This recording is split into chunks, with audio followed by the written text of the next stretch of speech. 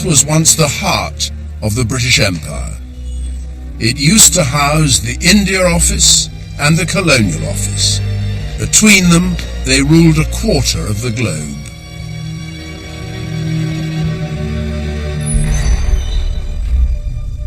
Today, the British Empire is long gone, but hidden away at the top of a staircase is a work of art from 1778 that brings back the spirit of that age.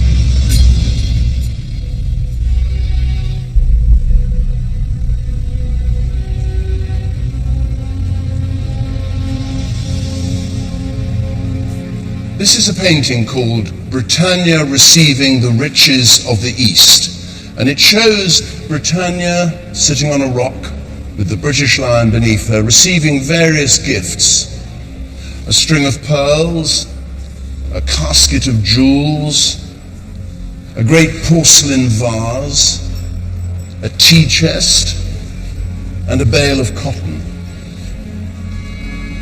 Britannia's receiving these gifts as though she's entitled to them, as though it were her birthright. Not a view we hold today, and perhaps that's one reason why it's hidden away in the Foreign Office where few visitors can see it.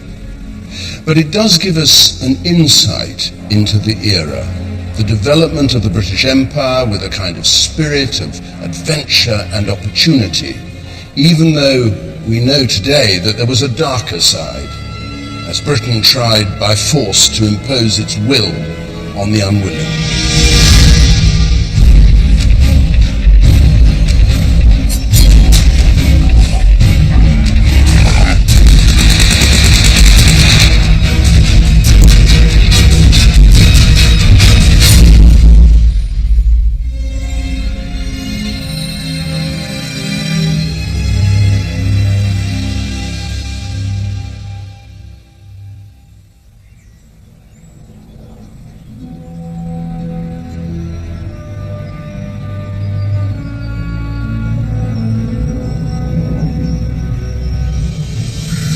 In the middle of the 18th century, with naval and commercial victories overseas, Britain was entering a new imperial era. It drew us into a different way of thinking about the world, led from the top by the royal family, the figureheads of the nation.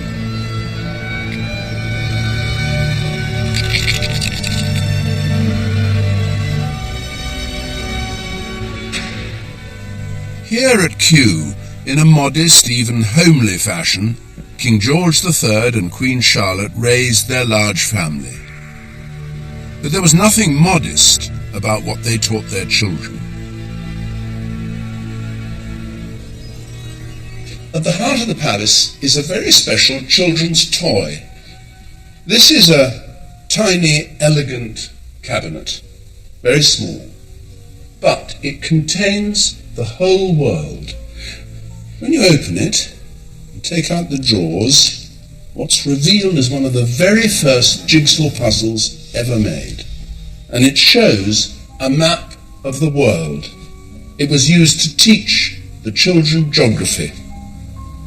And I'm going to see if I can put it together, which is not easy because unlike modern jigsaws which have their sort of interlocking pieces, this doesn't. It's almost completely shapeless. The shapes are the shapes of the countries, so you have to know where each country goes.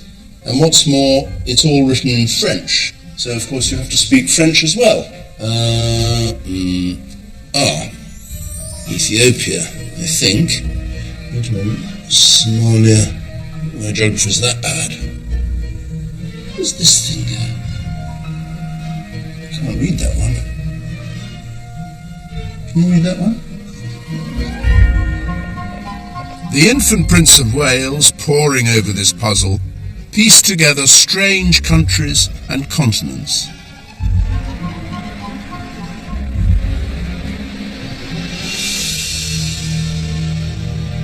When the jigsaw was complete, the young prince could look at all the lands that he would inherit. Great Britain, Ireland, the east coast of America, though not the part to the west, partie inconnue, unknown part.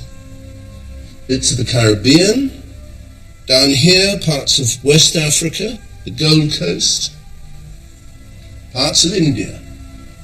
But interestingly, not Australia and New Zealand, because when this jigsaw was made, they hadn't yet been discovered. That was still to come. In his lifetime, he would add those two great chunks to his empire. What an enticing prospect the whole thing must have seemed.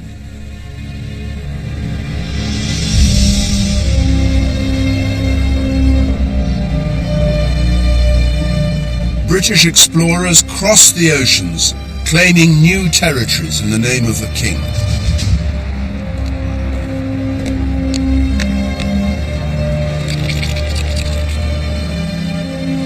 At the heart of Britain's naval exploits was Greenwich.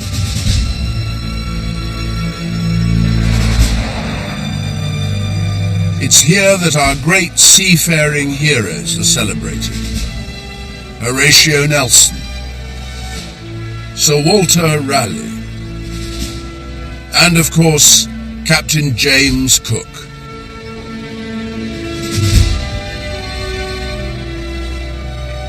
Captain Cook was one of our greatest explorers. In 3 daring, magnificent voyages, he crisscrossed the world, finding things that were unknown in Europe at the time. New peoples, new species, new islands, new countries, new continents even. The very names of his ships, Endeavour, Resolution, Adventure, Discovery, send a chill down the spine.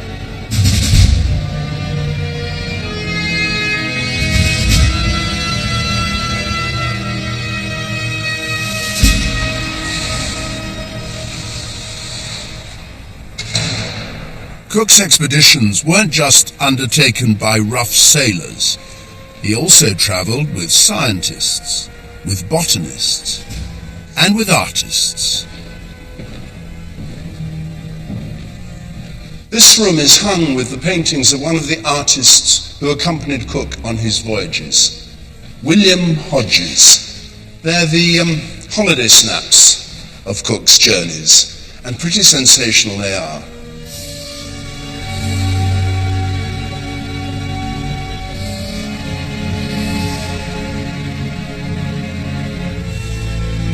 In the 1770s, Hodges' canvases changed Britain's understanding of the world.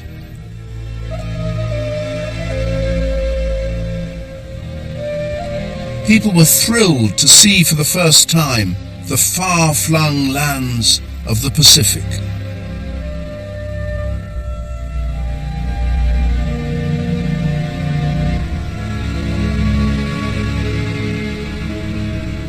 This big canvas is the most exciting of all Hodges' paintings, and it shows a true and really terrifying event on one of Cook's voyages. He was sailing in the Resolution when it got caught in a terrible storm, described by one of his officers as great black clouds coming up from the horizon, the wind blowing in all directions, and worst of all, these. The waterspouts, 4 waterspouts, great columns of water, this one all turbulent, lifting up into the sky. And the officer described how they had to shorten sail quickly, furl all their sails, and try and claw their way off the land to avoid going onto the rocks. But what's really striking about this painting isn't just that it's a picture of a terrifying incident. It's these figures down here that Hodges has painted in. A half-naked woman with a child and a man standing on the rocks with his hand up almost in benediction. Some say looking like Moses showing the way to the promised land or parting the waters to make a safe passage for Resolution. Hodges is saying this is much more than just a dangerous journey. There's something mystical about this, about the triumph of man over nature. This is an epic voyage with Captain Cook as its hero.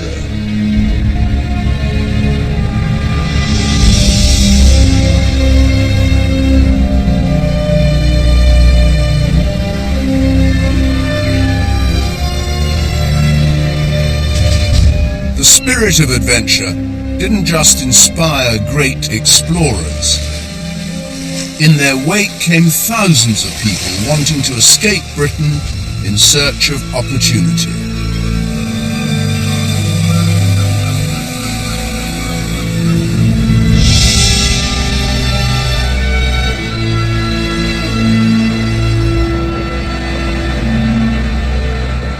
These British didn't leave home just to conquer unknown lands.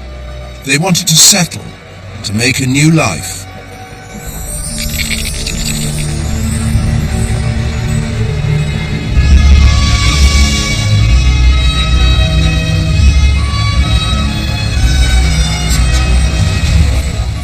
Ever since the 17th century, for those brave enough to make the journey, America had seemed a thrilling new world, offering prosperity and freedom, ideals which remain at the heart of the American dream.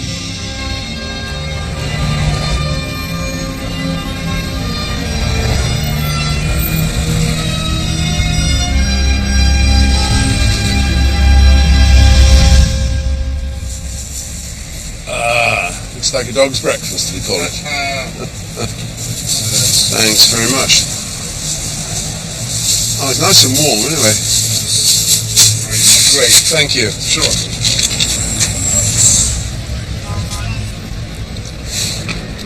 Philadelphia is one of the great American cities, and it's remarkable because it was the vision of one man, an Englishman, William Penn. He was a Quaker, a religious sect which was persecuted in Britain. He himself had been imprisoned, and he came over here to seek freedom and founded Pennsylvania, and for that matter this great city of Philadelphia, the Greek for the city of brotherly love, and now the city of the Philly cheesesteak. I don't know which end to start at.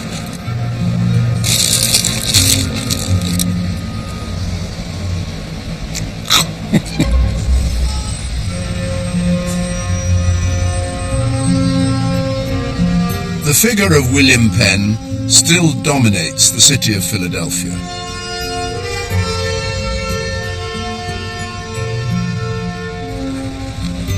Penn wanted to make this a place of tolerance, a place where all religious sects could flourish without fear of persecution, equal in the eyes of God.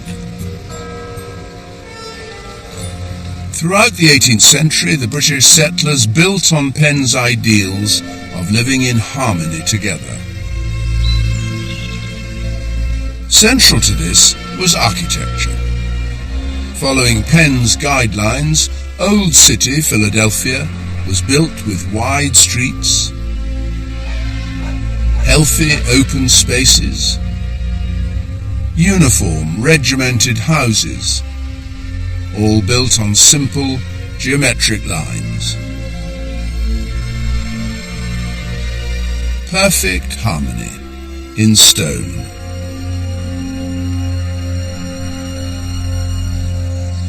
But lurking behind this ideal was an inconvenient truth, that the great city of freedom was built on land that had belonged to Native Americans. Many of my people were forced out of the region by the mid-1700s, late 1700s. The majority of us were forced further west. Those that remained had to basically hide in plain sight without the rights that we had in dealing in British courts, even under William Penn. It was a difficult time, and it's been a difficult time. What's your feeling about Penn? I think he was a man trying to live out his faith, to build an ideal situation here in Pennsylvania, but for us to live together meant that we did not impose our wills on each other. That was not necessarily the way that even Penn, in all of his benevolence, seemed to view it. It was living in peace under his government, under the British Crown, and that was something that was foreign to us.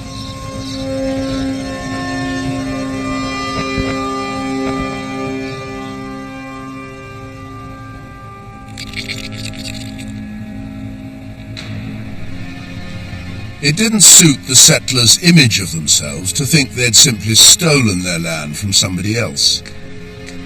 So much so that one Pennsylvanian-born artist, Benjamin West, created a fantasy around the founding of the colony.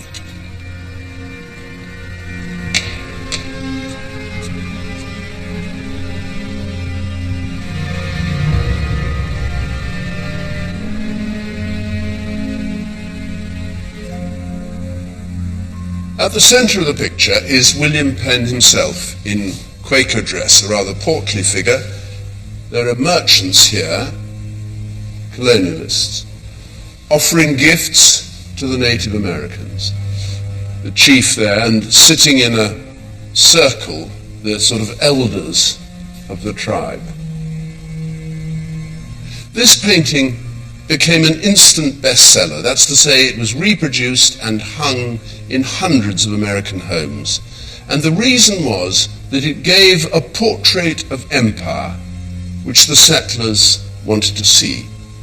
So the whole scene is one of perfect harmony, not of an empire or a colony being established by force and violence, which of course happened, but of agreement between the people who lived here and the people who were coming in, and the assumption that each had something to offer the other.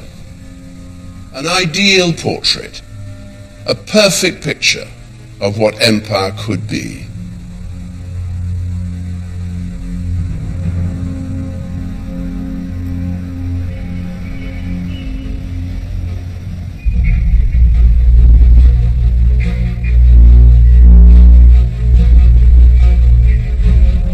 It wasn't long before the settlers were confident enough not to need the motherland. In 1776, America declared its independence from Britain, and war broke out between them.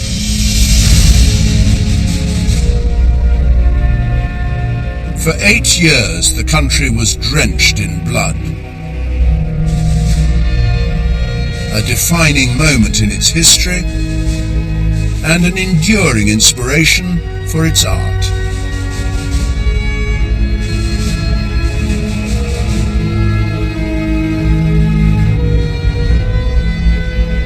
Against all expectations, the British Crown was defeated by its own colony.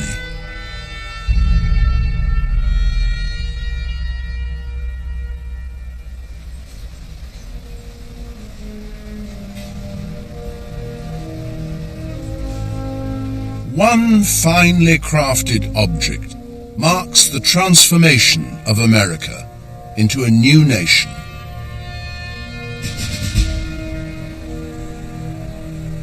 This is the Liberty Bell, a symbol as powerful for America as the White House or the Statue of Liberty.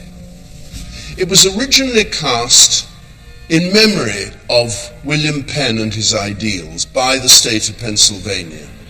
It was actually made not here, but in London. It developed this famous crack, which means it can never now be rung. And it had this inscription put on it: "Proclaim liberty throughout all the land unto all the inhabitants thereof," a quotation from the Bible. Tradition has it that when the American Declaration of Independence from Britain was signed here in Philadelphia, with its commitment to life, liberty, and the pursuit of happiness, this bell rang out to mark the occasion.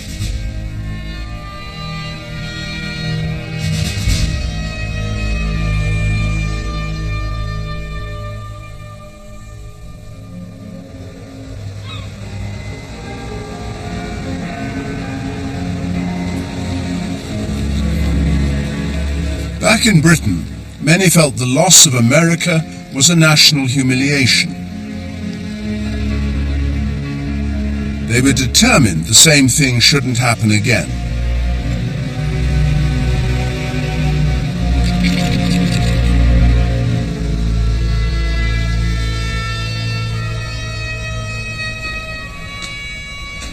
Britain's focus now moved to the east and to its interests in India.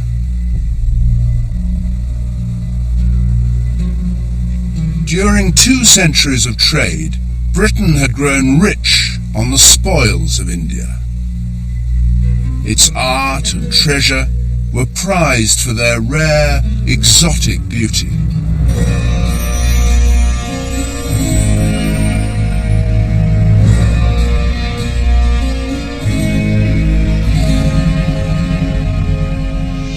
But as Britain tried to extend its power from trading partner to ruler, it met resistance.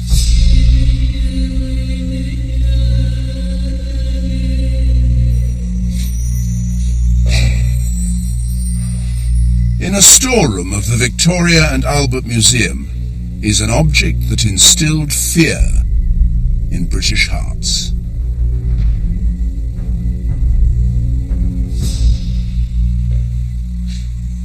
This is Tipu's tiger.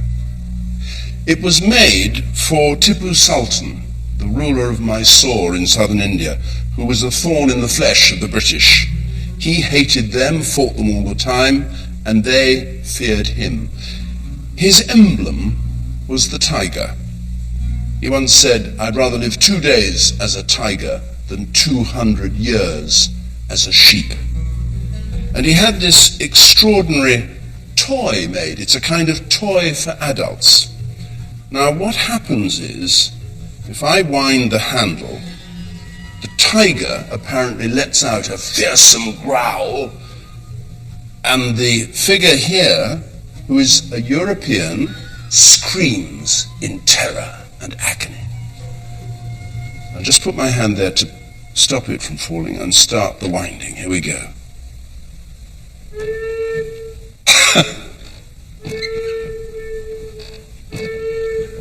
I think that's the scream. Where's the growl? Oh! That was the growl of the tiger.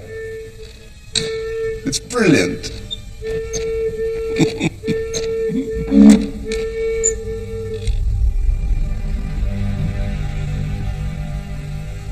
In 1799, Tipu Sultan was finally defeated and met his death at the hands of the British. The tiger was taken from his palace and brought to London, where it was put on display. The message was clear. If we didn't want India to go the same way as America, we had to start taking our responsibilities in the empire seriously. Like the tiger, India had to be tamed.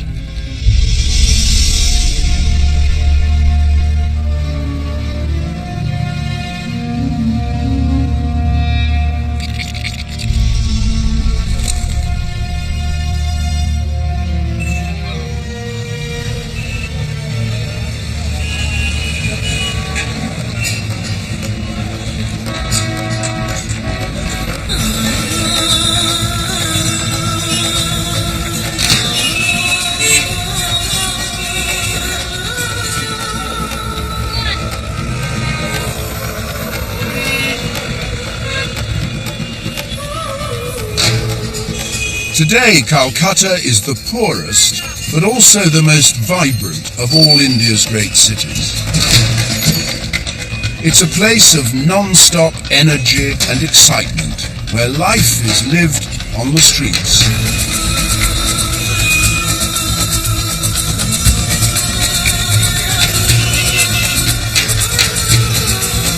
In the 18th century, Calcutta was a power base for British traders. From the first, they were astonished and bewitched by the sights, the sounds, the smells of India.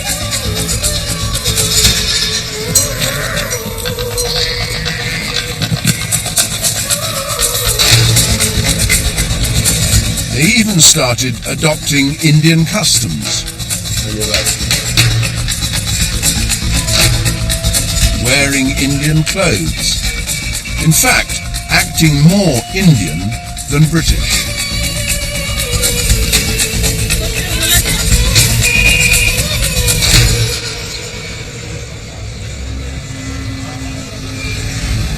But as a new century dawned, this easy mingling between cultures came to an abrupt end.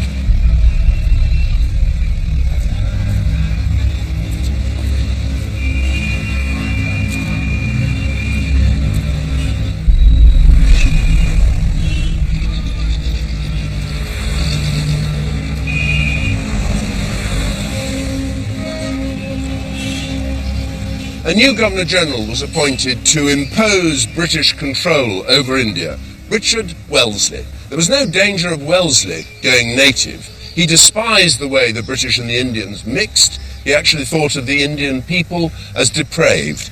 And he didn't want to be just the leader of a great trading company. He actually wanted to be a ruler. And in keeping with these imperial ambitions, he built himself a new residence, Government House.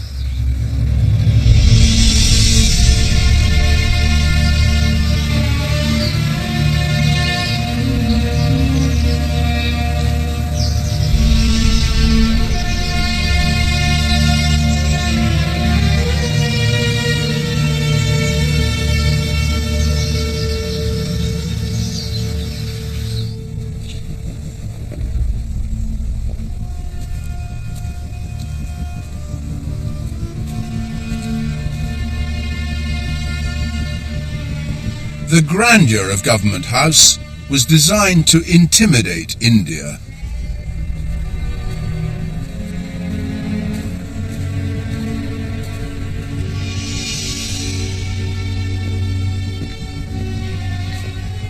At the end of this ceremonial route came the throne room, and here the Governor-General sat in state like a king.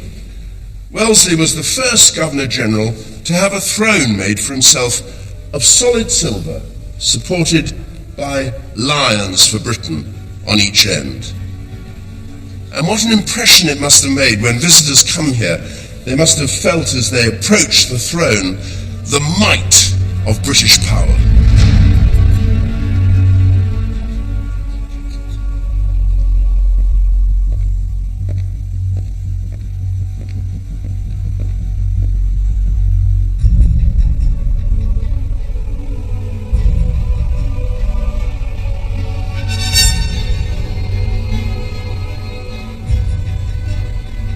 At the back of this great house is an area given over to busts of Roman emperors, 150 years worth of Roman rule.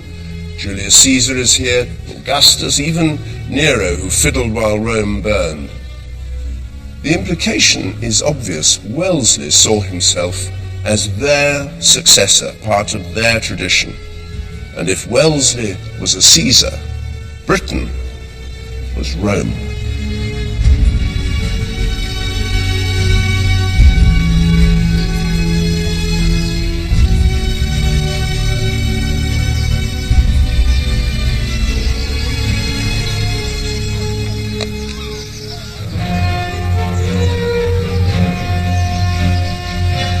Throughout the 19th century, Calcutta was transformed into an imperial city where size mattered. There were to be great churches, a Gothic-style cathedral, an imposing law court, grand mansions and villas. Even the post office exuded authority and power.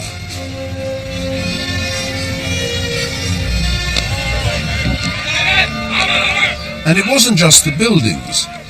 The whole British way of life was imported, even our national sport.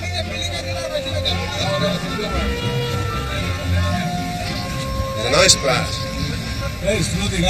Very slow, because I shall miss it otherwise.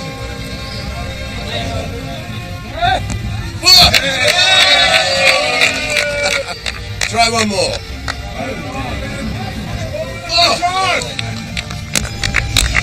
I haven't played this for 50 years.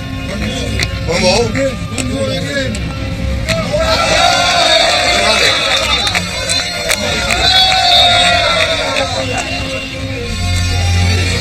Thank you very much. Thank you so much.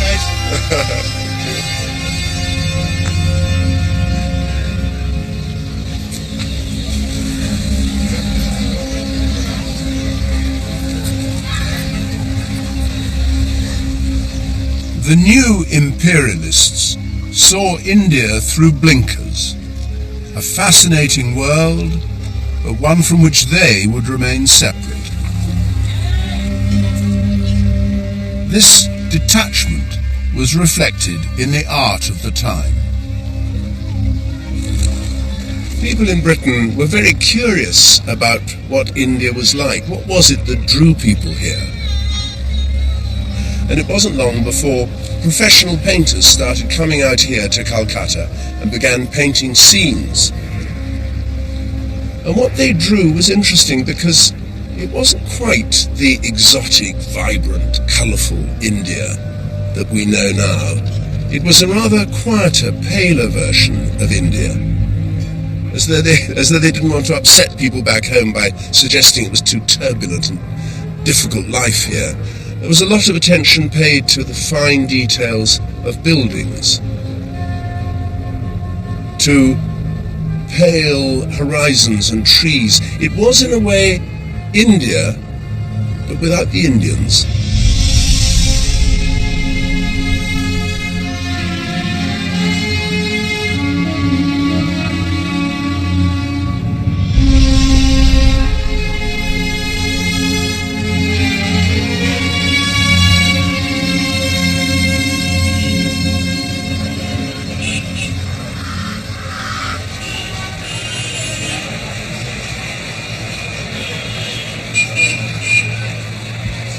By the middle of the 19th century, the British were wondering how to develop their empire, and they came up with an idea which a civil servant at the time described as creating a monument that would exceed in grandeur the aqueducts of Rome, the pyramids of Egypt, and the Great Wall of China. He meant the railway.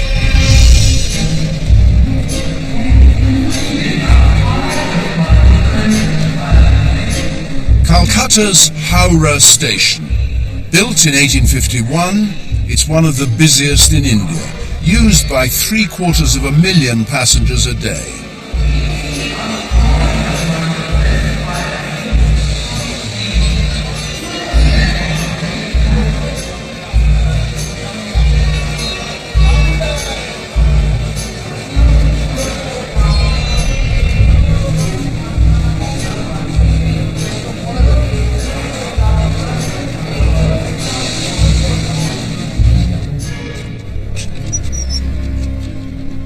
Railway mania in India meant that 25,000 miles of railway was laid in just 50 years. It meant that a journey from Calcutta to Delhi, which by road in 1800 would have taken 6 weeks, by 1900 took under a day.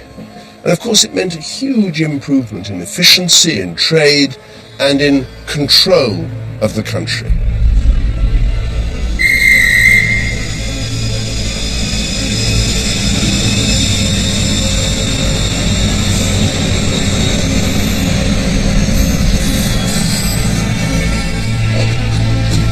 The empire was now able to reach even the most remote regions of India.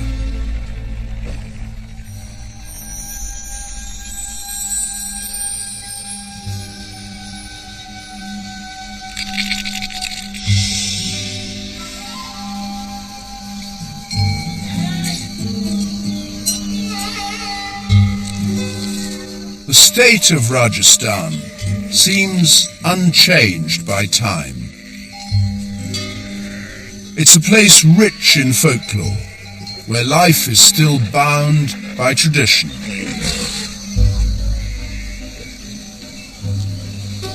Ram Ram. Ram Ram. Can I climb on? I'll go around. Oh. Okay.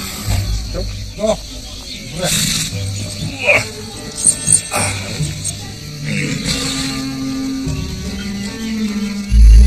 Okay, let's...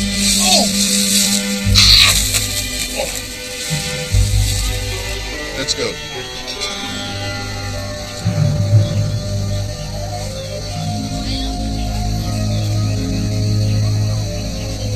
I'm on my rather ungainly way to a place where it's possible to discover how Indians in the 19th century viewed the British.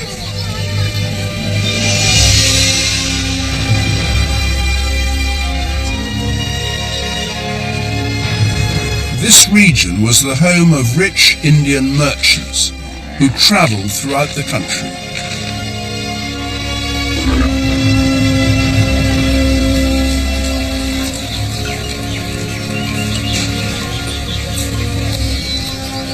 On their return home, they paid for their houses to be transformed into spectacular works of art.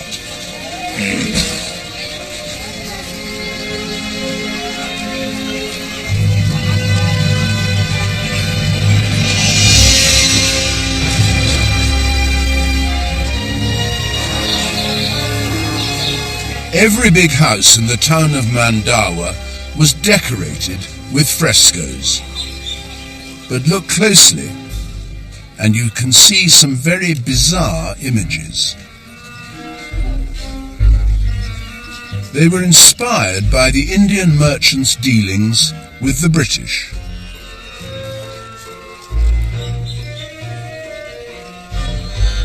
With these frescoes, the people of Mandawa had come up with a way of depicting their rulers.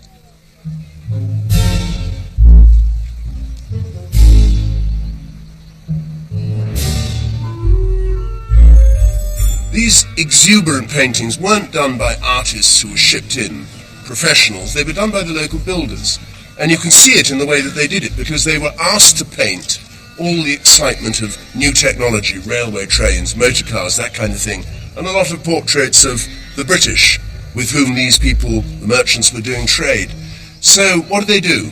Well, they used illustrations perhaps from magazines, or somebody told them what things looked like, and they just let their invention rip. This painter, for instance, has been told that a train is like houses on wheels. Never seen a train, so what does he paint? Rows of little houses on wheels, with the passengers in, being pulled along by an engine. What's an engine like? Oh, well, it's like a kind of bottle with steam coming out at the end. So what does he paint? Literally, a bottle with a funnel at the top and steam coming out.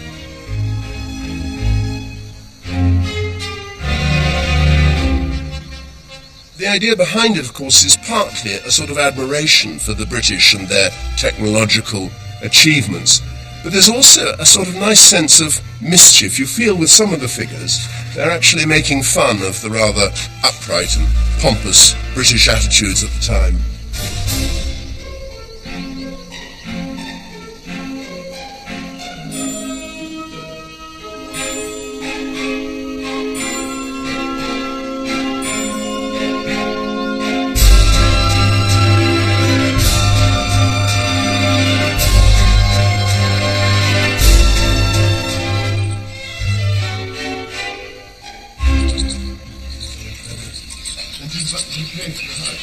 Kishore Thalia lives in one of the finest of these Indian merchants' houses.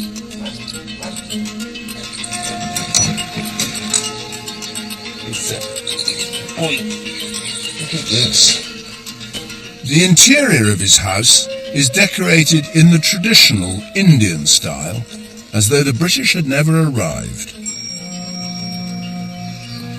This is ladies' courtyards. So this will be only for women? Only for women. Before the young ladies not allowed outside, so pray here. So they pray here and live here, really? Yes. And what paintings do they have? What are these pictures? These are the Hindu god and goddess. So it's all religious? All religion paintings. Lovely.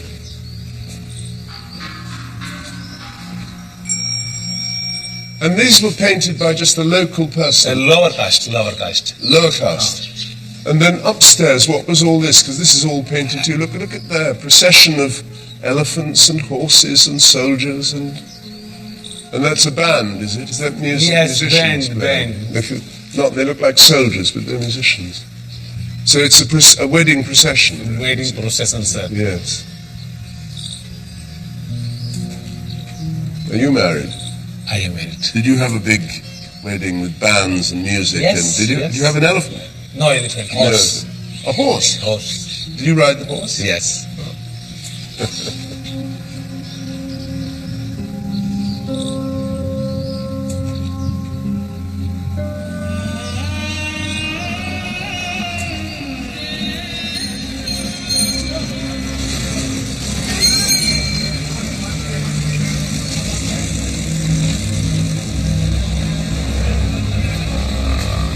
The ancient traditions of India were to prove unyielding, despite British efforts to impose their own attitudes. It was a clash of cultures that couldn't be resolved.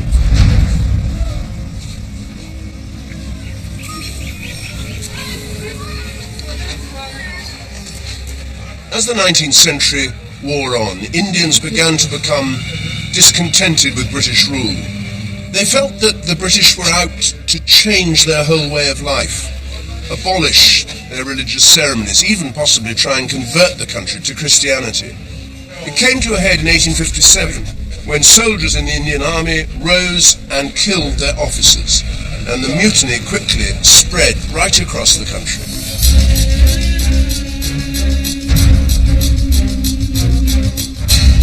The rebellion led to brutal atrocities on both sides.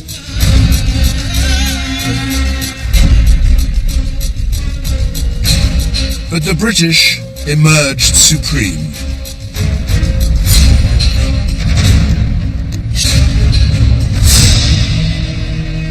British artists were quick to show the revolt and its defeat as a triumph of imperial values over barbarism.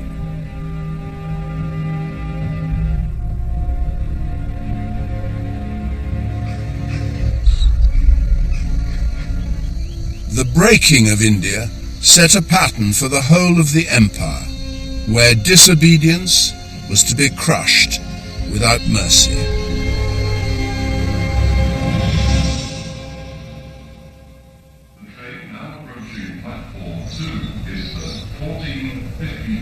Back home, people were adjusting to the demands of empire.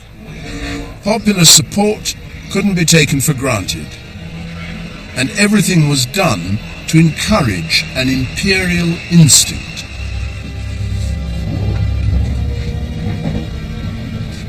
Every new generation now had to be taught the importance of empire. This is a book, an ABC for Baby Patriots by Mrs. Ernest Ames.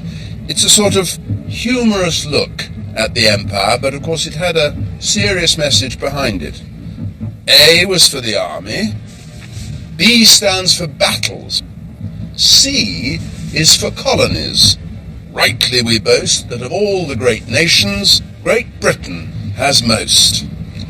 D, E is our empire, where sun never sets. The larger we make it, the bigger it gets. And F is for flag, which wherever you see, you know that beneath it you're happy and free. Goodness, how times have changed.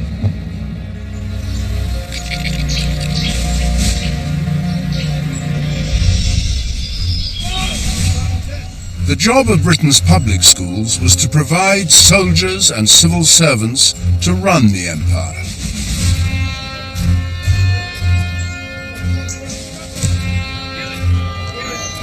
The ethos of service to Queen and country was taught not just in the classroom, but on the playing fields.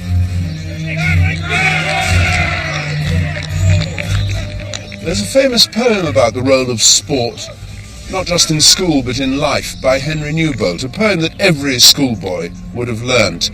It begins with the captain of the team at a desperate moment putting his hand on the shoulder of a teammate and saying, play up, and play the game. And then the scene moves to a battlefield in Africa, with the desert sand sodden with blood, with a machine gun jammed, the colonel dead, the line broken, and a voice is heard rallying the troops with that schoolboy cry, play up, and play the game.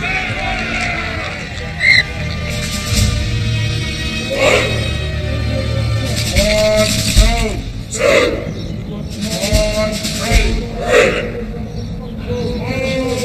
The lessons learnt at school were designed to be applied on battlefields across the globe.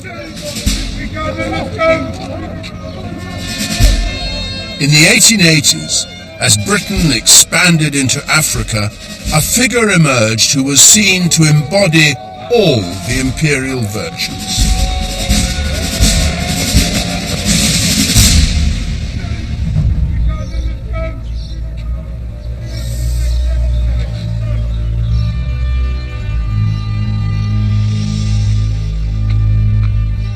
This is General Charles Gordon, perhaps the greatest hero of the empire.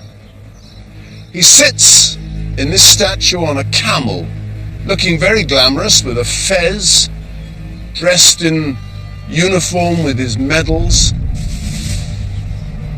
He was a professional soldier, and he'd been on expeditions to Turkey, to India, to China, covering himself in great glory, famous among the British public for his deeds. But it was his final expedition which took him to the Sudan to relieve the besieged capital of Khartoum. And what made him an immortal to the British public was not what he achieved there, but the way that he died.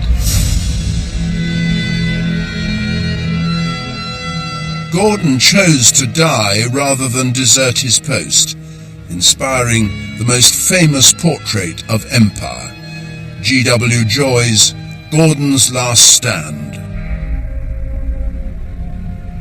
The image of the general nobly facing down the foreign hordes was irresistible to the British public.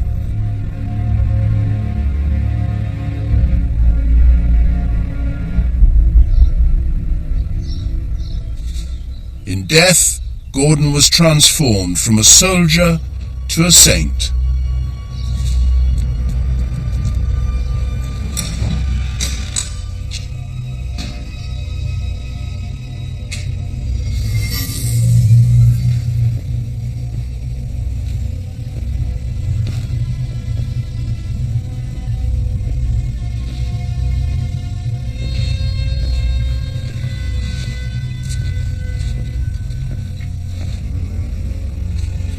Gordon's body was never found, so in the national hysteria that followed his death, there was nothing for people to commemorate.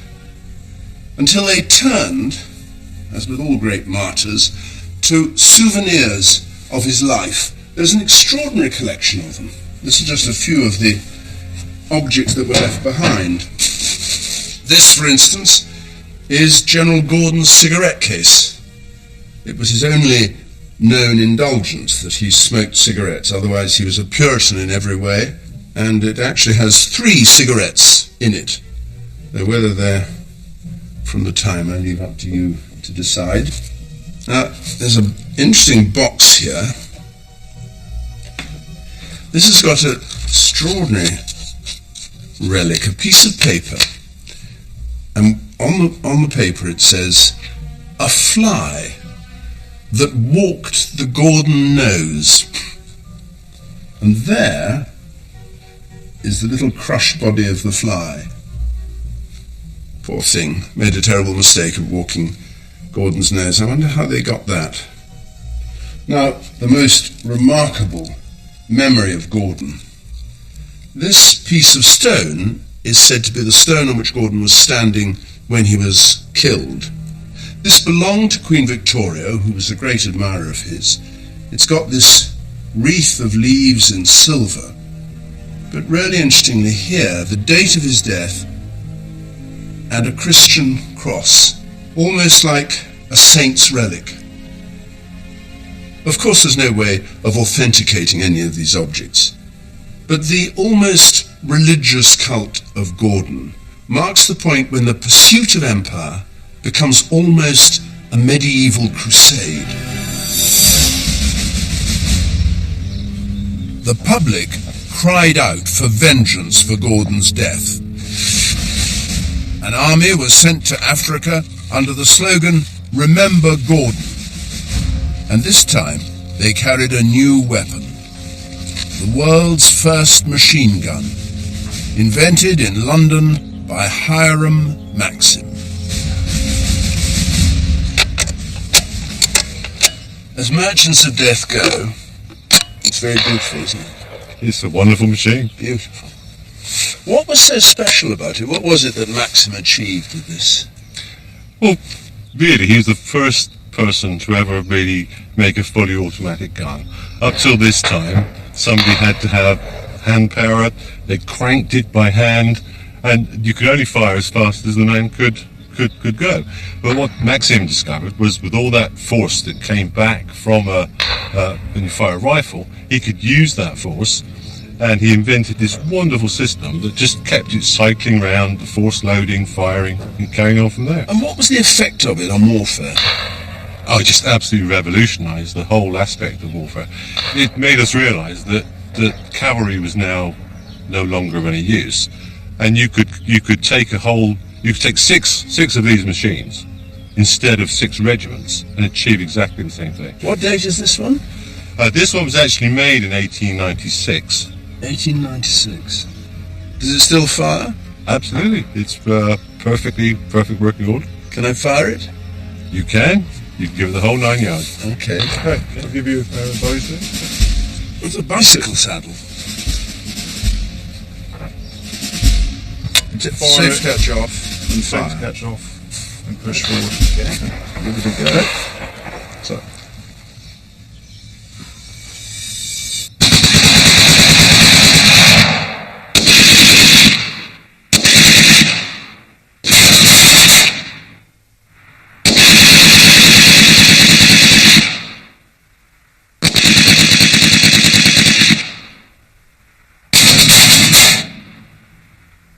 The British used the weapon without mercy in their campaigns in Africa.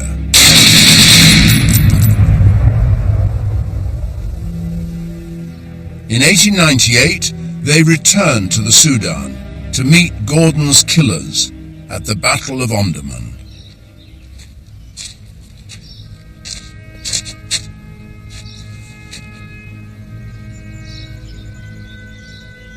In the Maxim gun, the British Army had a weapon that made them unbeatable. It was mechanized slaughter. At the Battle of Omdurman, 11,000 Sudanese were killed in one day. Those that didn't die immediately left bleeding to death in the desert sand. The British commander, Lord Kitchener, said, "I think the enemy have had a good dusting."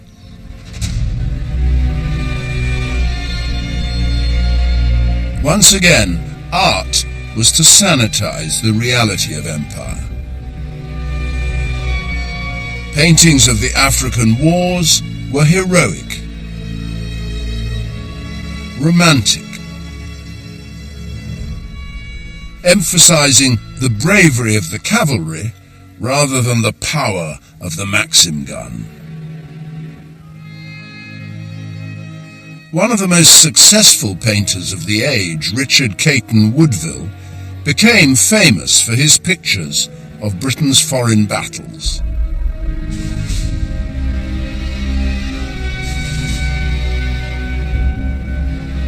The story was always the same.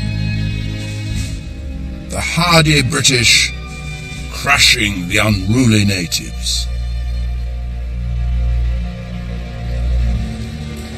You can still see treasures plundered in these campaigns.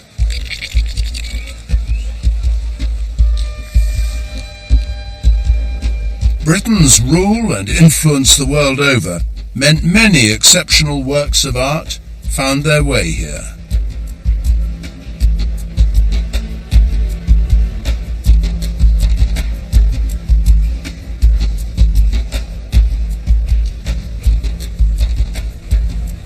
One notorious plunder occurred in 1897. These are the magnificent Benin bronzes. They were looted by the British Army from the capital of Benin, from the kingdom in West Africa whose king had defied British rule. They went in, destroyed the city, and brought back 4,000 different objects, among them these and many other beautiful brass plaques. Some of them were sold to pay for the expedition, others were put on display. And the extraordinary thing is that when they were displayed here in London, people simply refused to believe they could have been done by the Africans in Benin. They thought this work was too fine, and it is very fine. The detail is wonderful. The faces and the hands and the decoration, all beautifully, beautifully done.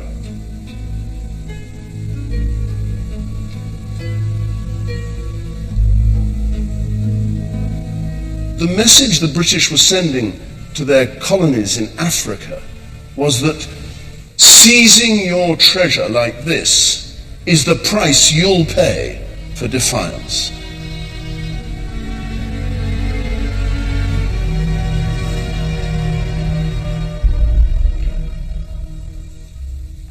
African art was itself to change under British rule. Artists acknowledged the power of the empire as they created objects to please their new masters. Thank you very much. This is a little wooden carving of Queen Victoria made by the Yoruba people of West Africa. The person who did this would never have seen her. She never went on a state visit to Africa. She hardly went anywhere in her colonies. But they've got a very good likeness. Rather solemn, po-faced, quite recognizable as Queen Victoria. She's got her crown, big bosom with string of pearls. She's got a rather grand dress on. Here a fly swat or a fan, not quite sure which. But anyway, it's clearly Queen Victoria. And the point about this is just one example of hundreds and hundreds and hundreds of images of Queen Victoria, which were used to represent the British Empire right round the globe. People who never saw her, heard about her, knew that she was at the heart of it, the great white queen. She looks almost not regal but divine here, like a god.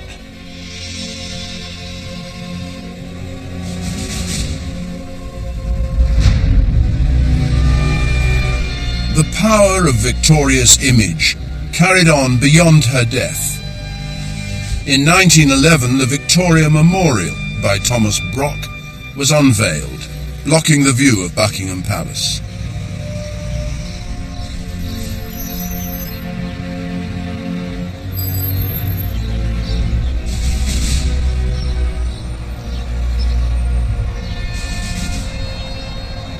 This statue is so familiar, you barely notice it. It's almost part of the scenery. And yet, if you examine it closely, it's the most extraordinary celebration, not just of the Queen, but of her empire when it was at its peak.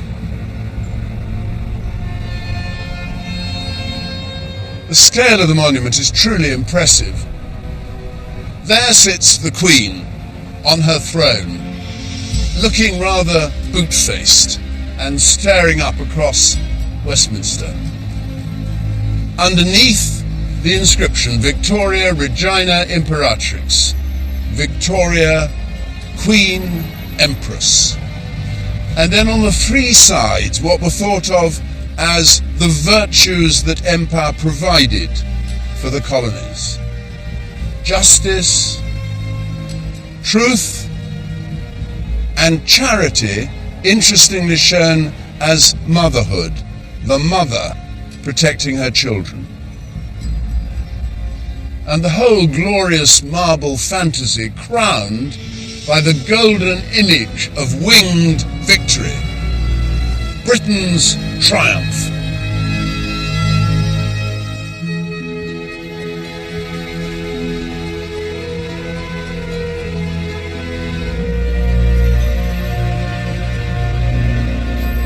By the time this grandiose memorial was unveiled, the cracks in empire were already starting to show.